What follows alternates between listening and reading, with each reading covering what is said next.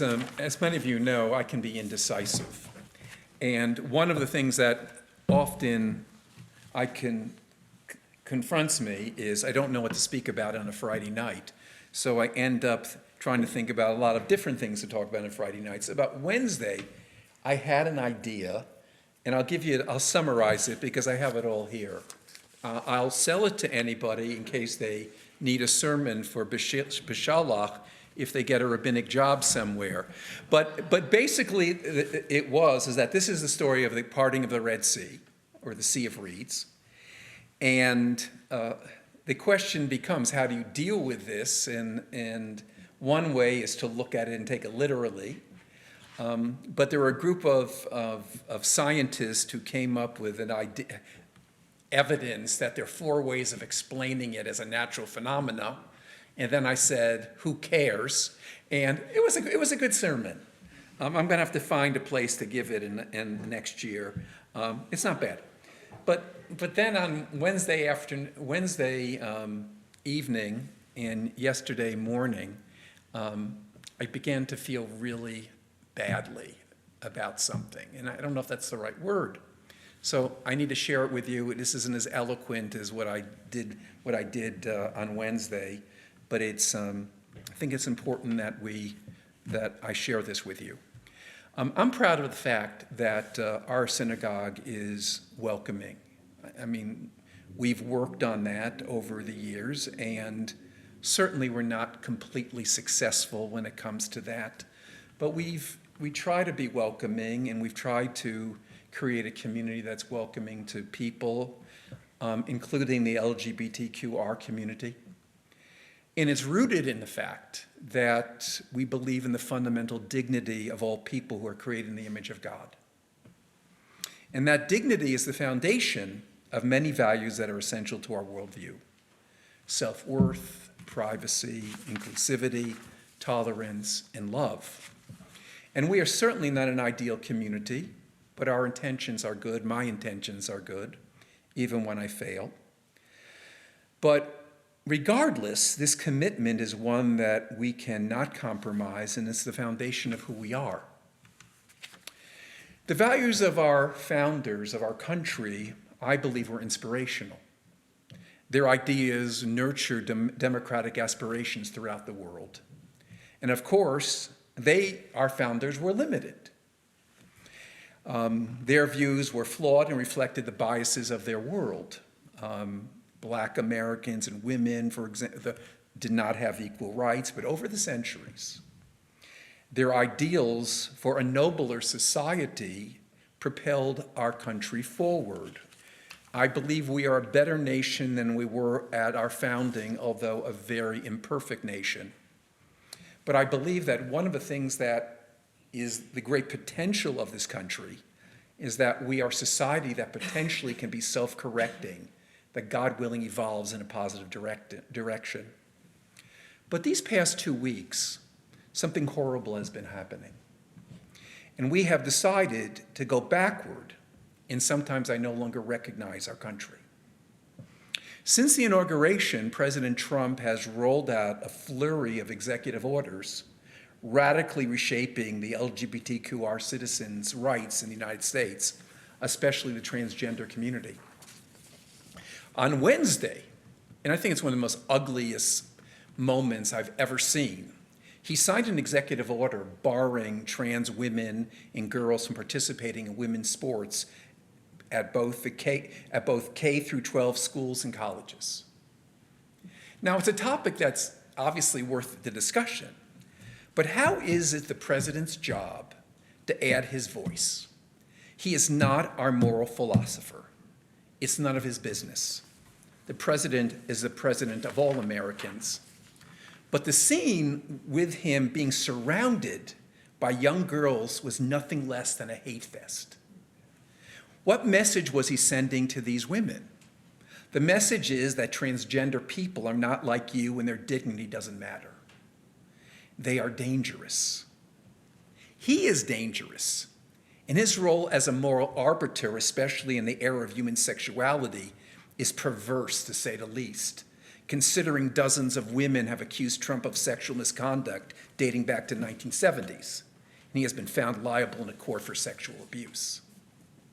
Here are the other executive orders. I mean, and I just parenthetically, there's so many of them, but I don't fully understand why this part of the orders aren't really getting more notoriety. For example, one of the first executive orders Trump issued on Inauguration Day was one declaring that federal government would only recognize two sexes, male and female. The edict, which declared that sex was not a synonym for gender identity, meant that only those two sexes would be recognized for official documents such as passports and visas. And the results were far-reaching. A page of the LGBTQI plus inclusion disappeared from the Justice Department. Even an educational page on workplace discrimination was missing from the Labor Department's site. All of this information and research was hastily expunged entirely from the internet in response to his declaration. Previously, these pages had all made references to lesbian, gay, bisexual, transgender, queer, intersex population. After the executive order, that vanished. The State Department limited its advice for queer travelers in homophobic countries solely as LGB travelers. And other pages, particularly those relating to queer working groups formed as part of the DEI efforts in scientific research on transgender population, disappeared entirely. This is pure authoritarian bigotry. Let's go on. Restricting gender-affirming care for youth was another key campaign pledge of President Trump. And the president followed through last week with an executive order banning federal funds or support for gender youth-affirming care for those under 19. The order also called for removing federal funding from medical schools and hospitals that research gender-affirming care. The military. President Trump also issued an executive order directing the Department of Defense to formulate new policy targeting transgender service members, paving the way for a potential outright ban. The executive order stated that expressing a false gender identity divergent from an individual's sex cannot satisfy the rigorous standards necessary for military service. Transgender military personnel are indignant. Their bravery and commitment to our country is disregarded. They serve in the military. He never did. My understanding of Judaism leads me to oppose these executive orders. My understanding of Judaism is that there needs to be a striving for a broadening of our acceptance of all people. I was asked to sign on to this letter dated February 3rd, 2025, and I wanted to share this letter with you, and hopefully it'll be disseminated, but I'm not sure where it will be. But let me read this to you. We, the undersigned rabbis, cantors, and Jewish clergy representing communities and individuals across the spectrum of Jewish backgrounds, state as follows. In a time when many institutions, particularly the government of the United States, are capitulating to bigotry, racism, homophobia, transphobia, xenophobia, and other forms of hatred and intolerance, we feel a sacred duty to raise our voices in the defense of the right of every human being to autonomy, self-determination, and respect. We believe that every person has the right to their own autonomy, gender expression, sexual orientation, gender presentation, and all the other characteristics that define them as an individual. There have always been people who live on the margins and do not conform to these narrow categories, even within one individual. There is a fluidity and change that is natural, normal, and has always been the case. We denounce the current administration's efforts to define people into narrow categories. It is beyond the purview of any government to define who is and who is not a valid human being. And similarly, we condemn government overreach into people's medical autonomy by dictating what medical treatments may or may not be appropriate to any given person. A government simply cannot dictate the existence of people it doesn't like. Trans and queer people have always been here and will continue to be here long after this administration has been swept into the dustbin of history, hopefully soon. Judaism sees every life as a universe in itself, and every individual as precious and unique. Every human being is born in the image of God. We reject the use of holy writings to oppress people on the basis of their gender presentation, their sexual orientation, or any other ways in which people self-identify. Instead, we find affirmation in our holy writings and our tradition to affirm the inherent worth of every human being. It is particularly troubling that the newly announced policies of administration to bar trans people from the military service are couched in terms of supposedly inherent untrustworthiness or dishonor. As Jews, we see explicit exos of xenophobic bigotry as exemplified by the run-up to the Holocaust. Now the government is starting to treat people it deems unworthy of fundamental respect. It is our moral obligation as Jews and as rabbis not to stay silent, but to speak up. And in doing so, we hope to achieve two aims. First, to express our horror and disgust to the government and officials thereof, who claim to be acting in our name, and to seek the redress of our grievances, as it is the right protected by the First Amendment.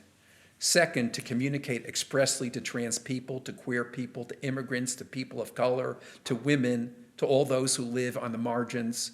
We will speak out on your behalf. We will not remain silent. You are our siblings, our friends, our children, our parents, our community members, and our loved ones. And we take our responsibility to you with great seriousness.